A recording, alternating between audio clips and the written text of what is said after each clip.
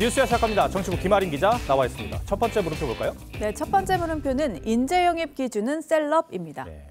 총선을 앞두고 각 당에서 인재 영입전이 벌어졌는데 유명인이 영입 기준이라는 얘기입니까? 네, 셀럽은 셀러브리티, 그러니까 대중에게 인기를 끄는 영향력 있는 유명인을 뜻하는 줄임말이죠.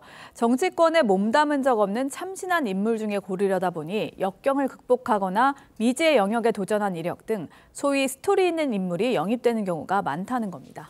어떤 사람이 있었죠? 네, 지난 21대 때 발레리나 출신의 장애인 최혜영, 북한 꽃제비 출신 지성호, 20대 때는 고졸 출신 첫 여성 삼성전자 임원이었던 양향자, 19대에선 필리핀 이주 여성 이자스민 전 의원이 있었는데요. 모두 호소력 있는 스토리를 내세워 영입됐습니다.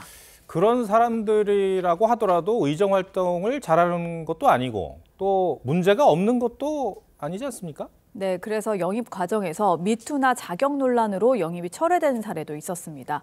21대 총선에서 민주당 2호 영입 인재였던 원종건 씨가 대표적인데요. 시각, 청각장애인 어머니를 모신 흑수저 청년인 점이 부각됐지만 데이트 폭력 논란이 불거지면서 자진 사퇴했습니다. 제가 아무리 억울함을 토로하고 사실관계를 소명해도 지루한 진실 공방 자체가 부담을 드리는 일입니다. 대선 당시엔 조동현 서경대 교수를 민주당 대선 캠프 공동 선대위원장에 임명했다가 혼외자 논란으로 사흘 만에 사퇴한 바 있죠. 국민의힘 전신인 자유한국당에서도 박찬주 전 육군 대장을 문재인 정부 적폐청산의 피해자로 영입하려다 공관 갑질 논란으로 번복한 바 있습니다. 국민의 관점에서 판단할 수밖에 없다, 그런 생각을 합니다. 여야 모두 검증에 문제가 있어 보이네요. 국민의힘이 지난주에 5명의 인재를 영입했잖아요. 검증이 이번엔 좀 달라졌을까요?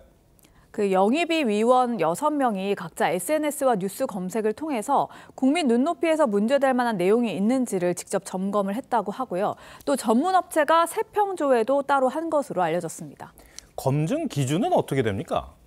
네, 자녀의 학폭이 있었고 부모가 개입했다면 탈락이고요. 논란이 될 만한 막말을 했어도 제외했다고 합니다. 이 같은 이유로 명단에 올랐다가 위원들 간 논의 과정에서 빠진 인사들도 꽤 있다고 합니다. 국민의힘 핵심 관계자는 대표성만 있다고 해서 모시는 건 국민에 대한 도리가 아니다. 좋은 정책을 낼 자질이 있는지, 국민에게 희망을 주는 사람인지를 봤다고도 강조했습니다. 인재를 영입하는 눈높이를 이전보다 강화했다는 입장입니다. 민주당도 곧 1호 인재 영입을 발표하죠? 네, 이재명 대표가 영입위원장인 민주당은요. 지난 8일 국민추천제로 1,503명이 추천됐다고 밝혔는데요. 환경 분야 전문가인 박지혜 변호사를 1호 영입 인재로 내일 발표할 계획입니다. 네, 알겠습니다. 첫 번째 물음표 정리해 볼까요? 네, 첫 번째 물음표 인재 영입 기준은 셀럽의 느낌표는 총선은 쇼가 아니다로 하겠습니다. 15대 총선 때 김영삼 전 대통령은 모래시계 검사 홍준표, 그리고 제야운동권 출신 김문수, 이재호 등을 영입하면서 선거에 승리하고 일당에 올랐습니다. 기득권 정당 이미지를 벗어날 참신한 인물이면서 동시에 전문성과 정치적 방향도 맞는 인물이었기에 가능했던 평가가 나옵니다. 강서 보선 패배 후 사실상 빈손 혁신위로 다시 위기에 놓인 국민의힘이나 이재명 대표 사법 리스크와 계파 갈등에 휩싸인 민주당, 스토리보다는 국민 눈높이와 시대 정신에 맞는 인재를 얼마나 영입하느냐가 총선 승리의 기준점이 될 겁니다. 네,